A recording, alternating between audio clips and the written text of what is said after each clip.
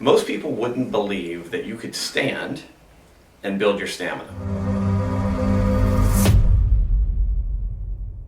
This week what I want to talk to you about is a continuation of our ideas on stamina building. Now, most people wouldn't believe that you could stand and build your stamina.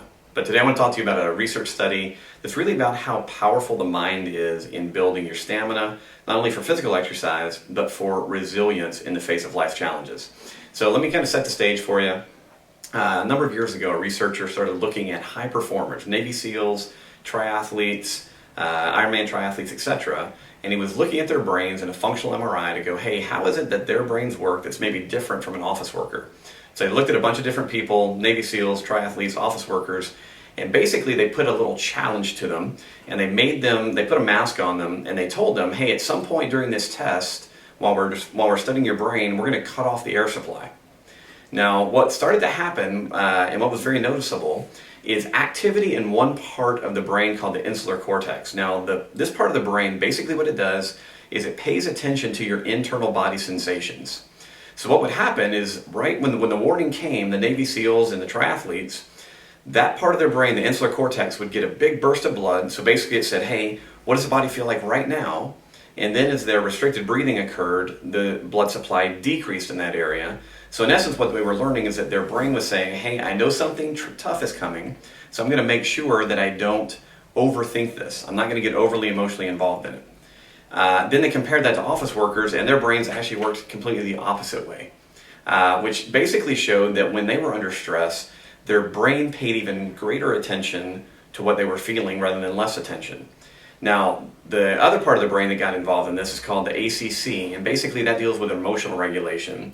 And what they figured out was that the SEALs and triathletes were able to stay more relaxed and less emotionally involved in this stress process. Now, they said, all right, we wonder, is it training or is it kind of genetics and makeup that makes that happen?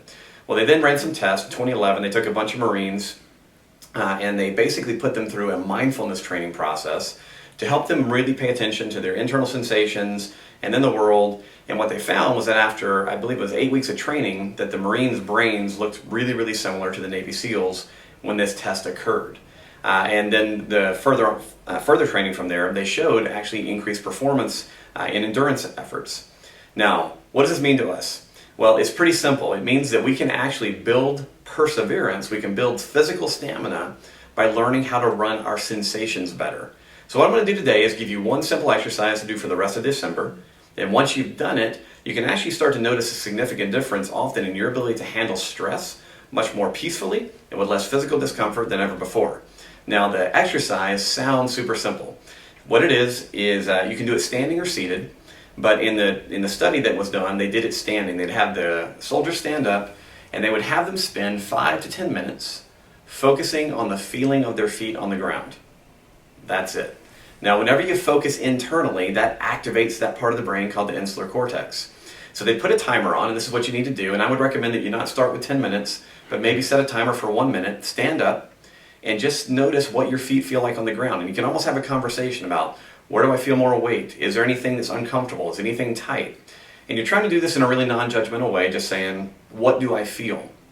Now, once you're able to work up to doing this, maybe 5 to 10 minutes, you then begin shifting back and forth. And this is actually the real key piece.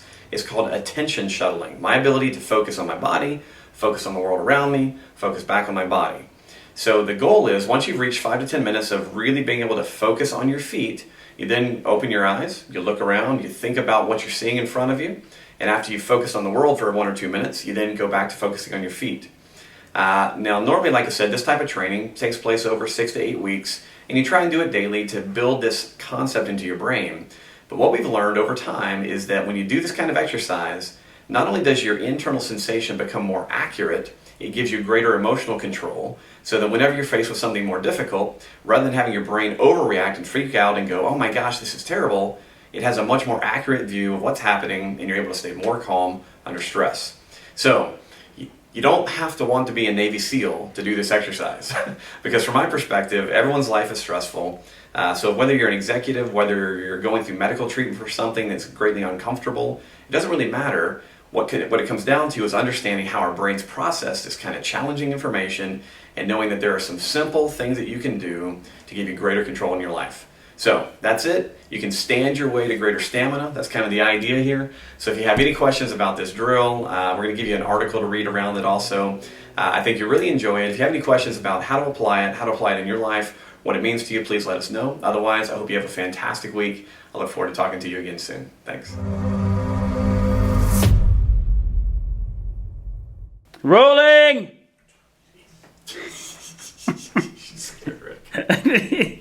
Rolling. Sorry. I'll do a pre-rolling next time for you, Rick. Pre-roll. Cut. 7 minutes. 7:27. Yep. Oh wait, didn't cut. Stop filming.